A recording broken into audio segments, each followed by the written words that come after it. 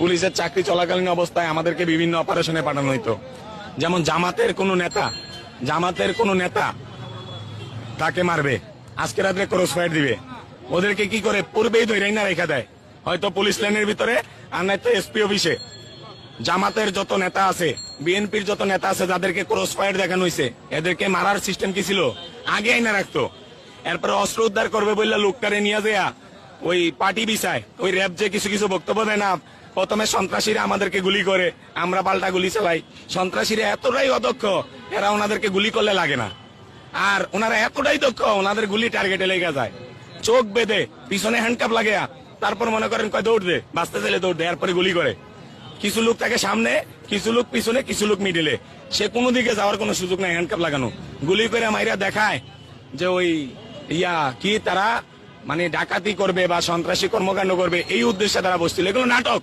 মোমবাতি কিনে আনে, তাস কিনে আনে, সিগারেট বিড়ি খাইয়া ফালায় ওরা নিজেরা, নাটক তৈরি করে একই কথা বারবার মিডিয়াতে বলে। এইগুলোর বিরুদ্ধে যখন কথা বলি, স্যার একজন নিরীহ মানুষকে কেন মারবেন, তো তারা ইস্যু খুঁজে। এত বেশি মানে চালাক, এত আমাদের পক্ষের না। এত মনে হয় দেখা যাচ্ছে যে জামাত বিএনপি পক্ষের লোক। তো দেখা যাচ্ছে যে আমার বাবার মুক্তিযোদ্ধা সার্টিফিকেটের গেজেট বল, এই মর্মে আমার বিরুদ্ধে ইলিগেশন দাঁড় করাইছে, আমার বিরুদ্ধে মামলা হয়েছে। স্বাভাবিক মামলা হয়েছে, আমাকে সাময়িক বরখাস্ত করা হয়েছে।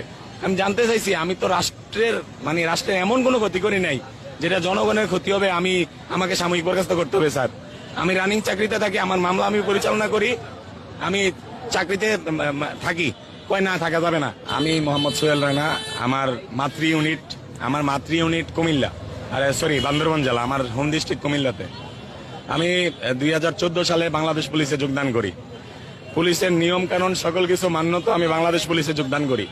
আমাকে 2017 থেকে 2022 সাল পর্যন্ত সাময়িক বরখাস্ত রাখছে, এবং 22 সালে একাধারে আমাদের প্রায় 15 থেকে 2000 পুলিশ সদস্যকে চাকরিচ্যুত করে দেয় বিভিন্ন কারণে। পুলিশের ইস্যুটা বিভিন্ন কারণে, যেমন ফেসবুকে কমেন্ট করছে জাতির পিতা কি শেখ মুজিব নাকি ইব্রাহিম আলাইহিস সালাম।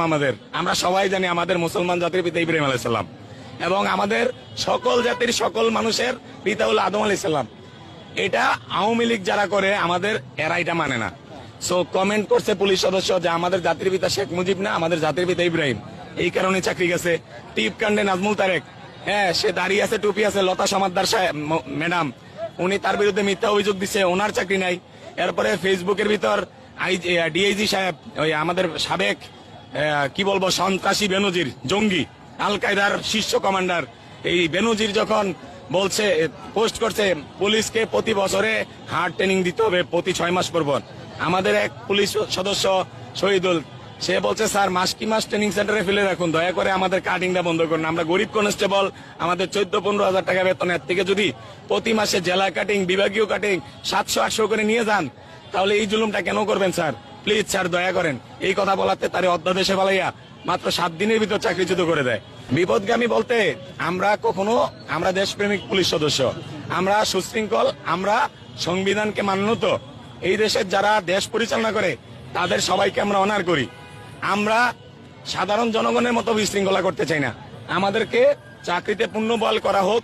যেই সকল পুলিশ সদস্যদের ফৌজদারি মামলা চলমান আছে, দেখা যাচ্ছে আমি এখন বাড়িতে যাব, আমার নামে কিন্তু কোনো মামলা নাই, এই যে আমি বক্তব্য দিচ্ছি এটার কারণে আমার বিরুদ্ধে পুলিশ সিস্টেমেটিক ভাবে মামলা দিবে, এটা প্রমাণ রেখে গেলাম।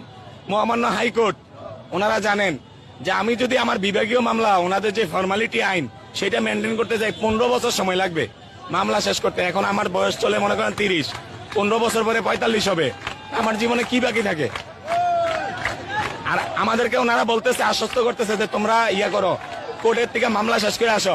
আমরা যখনই কোর্টে যাব, মামলায় জিতবো, ওনারা আপিল করবে রায়ের বিরুদ্ধে, মানে আমাদেরকে ফিরে আসতে দিবে না ওরাই।